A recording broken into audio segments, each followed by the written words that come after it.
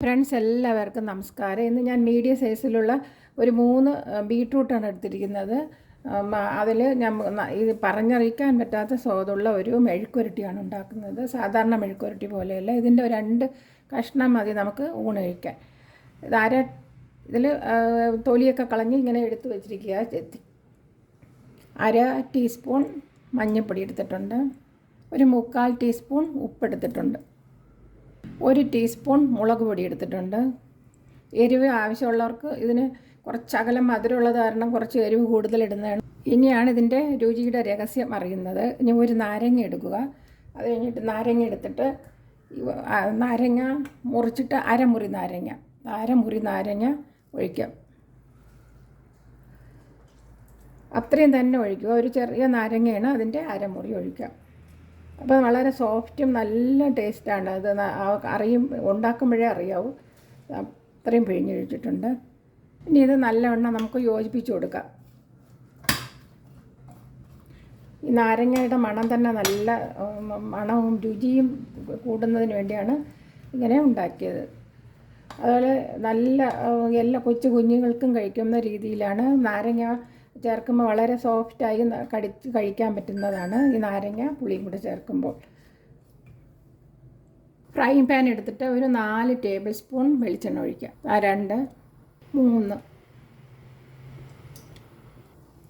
3 table spoon മതിയാകും. 4 എന്ന് പറഞ്ഞതിന് 3 എണ്ണം മതിയാകും. എണ്ണ നല്ലവണ്ണം ചൂടായിട്ടുണ്ട്.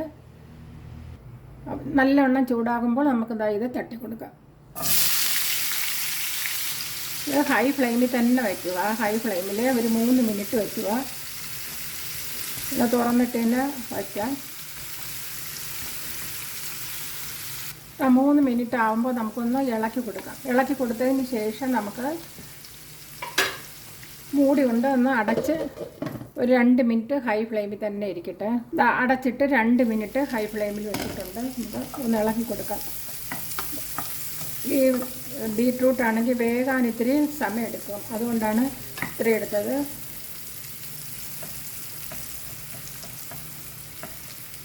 എന്നിട്ട് നമുക്ക് ലോ ഫ്ലെയിമിലോട്ട് വെച്ചിട്ട് നമുക്ക് അടച്ചു വയ്ക്കാം. ലോ ഫ്ലെയിമിൽ 5 മിനിറ്റ് ആയിട്ടുണ്ട്. തുറന്ന് നോക്കാം. നല്ല മണം വന്നിട്ടുണ്ട്. എന്നിട്ട് വെന്താ നമുക്കൊന്ന് നോക്കാം.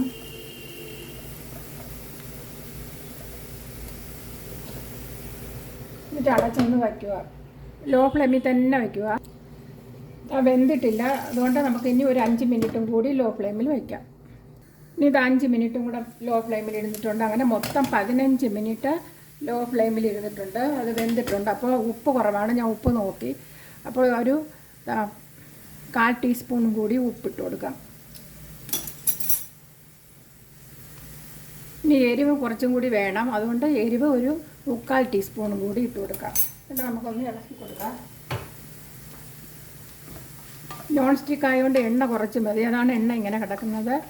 2 ടേബിൾ സ്പൂൺ മതിയാകും. ഇതല്ലെങ്കിൽ എണ്ണയിൽ കിടന്നിങ്ങനെ മൊരിയുമ്പോൾ നല്ല ടേസ്റ്റാണ്. അതാണ് ഞാൻ ഇത്രയും എണ്ണ ചേർത്തത്. എണ്ണ കുറച്ച് വേണ്ടവർക്ക് ഒരു 1.5 ടീസ്പൂണൊക്കെ ചേർത്താൽ മതിയാകും. 1.5 ടേബിൾ സ്പൂൺ ഇട്ടങ്ങനെ എണ്ണ കുറച്ച് വേണ്ടവർക്ക്. അല്ലാത്തവർക്ക് 2 ടേബിൾ സ്പൂൺ മതിയാകും. ഇനി നമുക്ക് ഇതിൽ നിന്ന് എടുക്കാവുന്നതാണ്.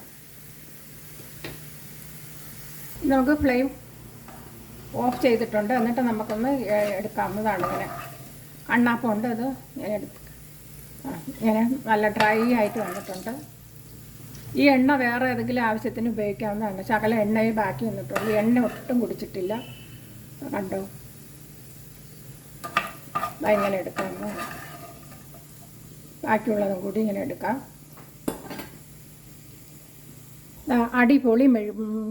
അടിപൊളി ബീട്രൂട്ട് മെഴുക്കുരട്ടിയാണ് ഉണ്ടാക്കി കാണിച്ചത്.